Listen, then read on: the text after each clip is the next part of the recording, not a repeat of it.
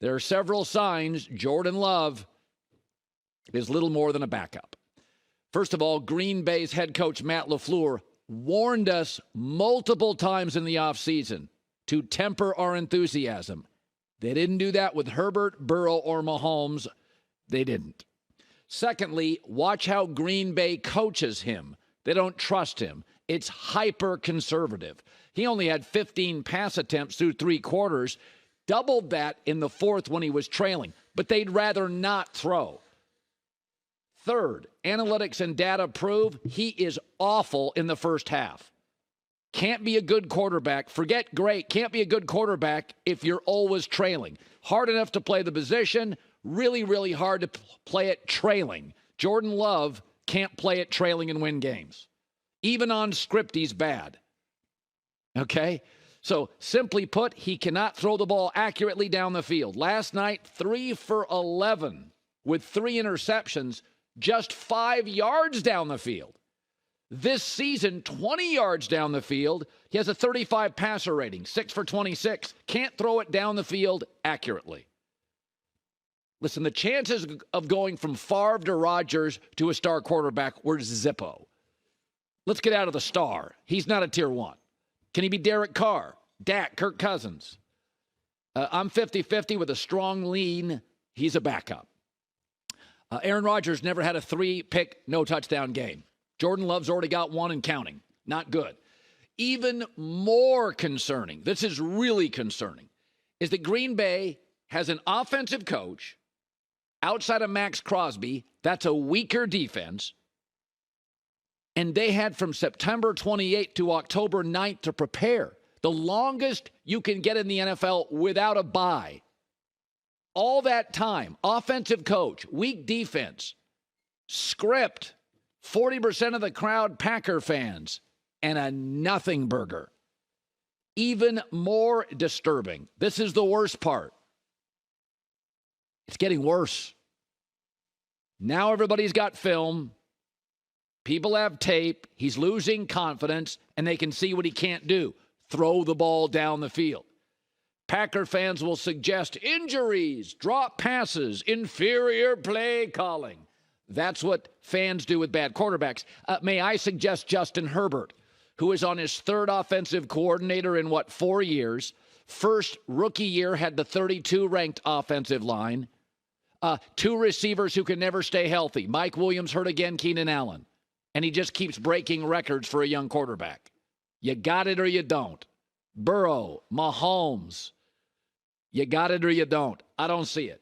C.J. Stroud has a defensive coach, a rookie offensive coordinator, a rookie play caller, missing 4 offensive linemen. Game 1, viable. Everything is set up to succeed here. Offensive coach, stable organization. C.J. Stroud, you think the Texans are stable? I mean, that's why I've had some sympathy for Justin Fields. Upstairs, coaching, drafting. Chicago. Green Bay's got an offensive coach, stable. September 28th to October 9, outside of Crosby, a weak defense, and nothing in the first half. So on script, it doesn't work. I understand the great quarterbacks can do stuff second half off script. I've eliminated that for Jordan Love. That's off the table. Can he be tier 2?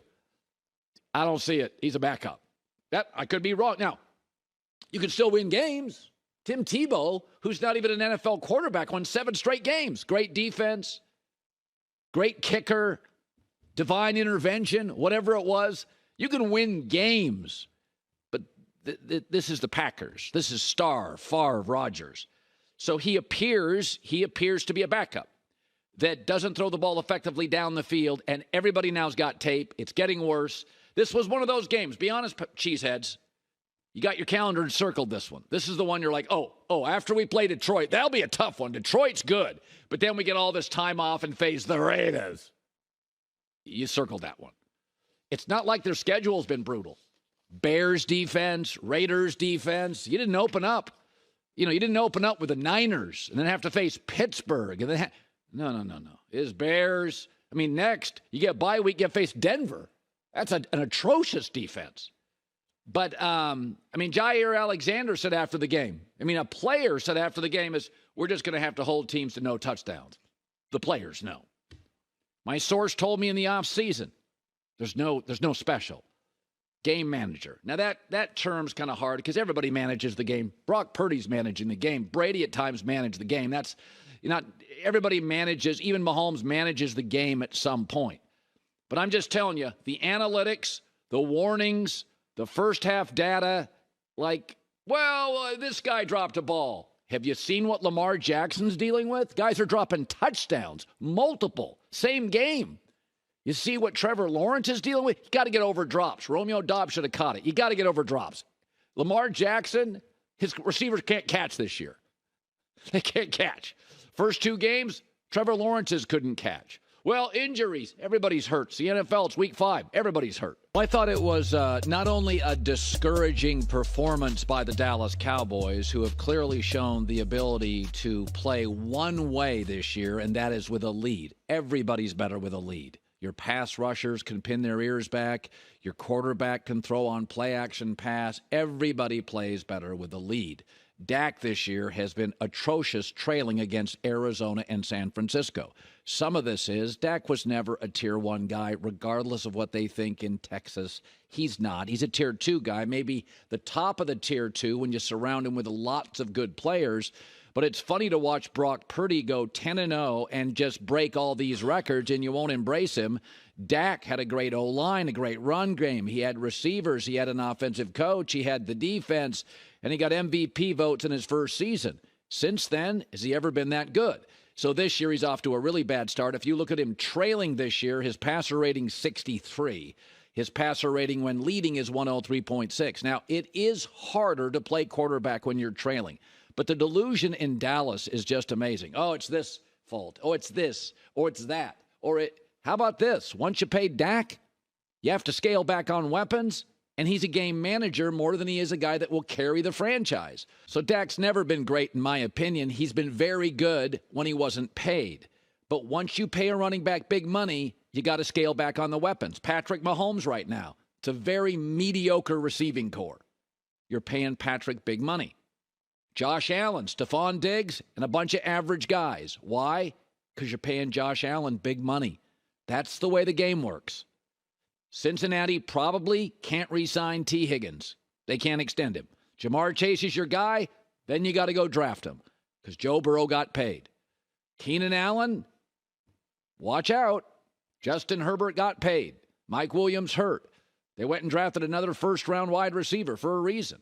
You got to scale back. That's why Dak had 5 game-winning drives his rookie season. He had all that help.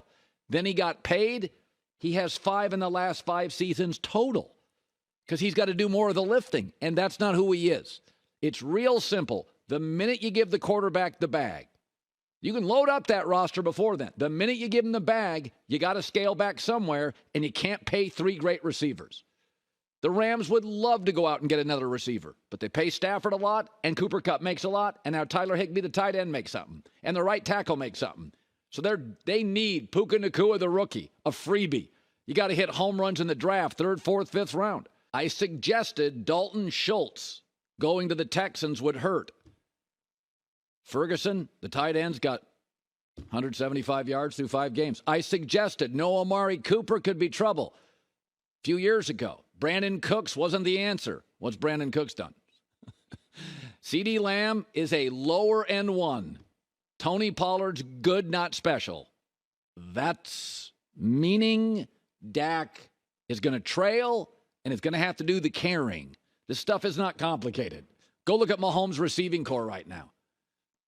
Go look at Josh Allen's beyond Stephon Diggs. Just go look at it. Go look at what a highly paid quarterback, Cooper Kupp, gets hurt. The Rams have to pray a rookie receiver carries them. They can't pay for a second guy. So that's where the Cowboys are. The delusion in Dallas is crazy. And Jerry's just doubling down on it. Is he watching the same games I am? Because I just don't get it. And I don't think it's that complicated. Hi, everybody. Thanks for watching. Subscribe here to get the latest from the show. Also, be sure to check out more of the best clips from The Herd or go watch a few segments from other shows on FS1.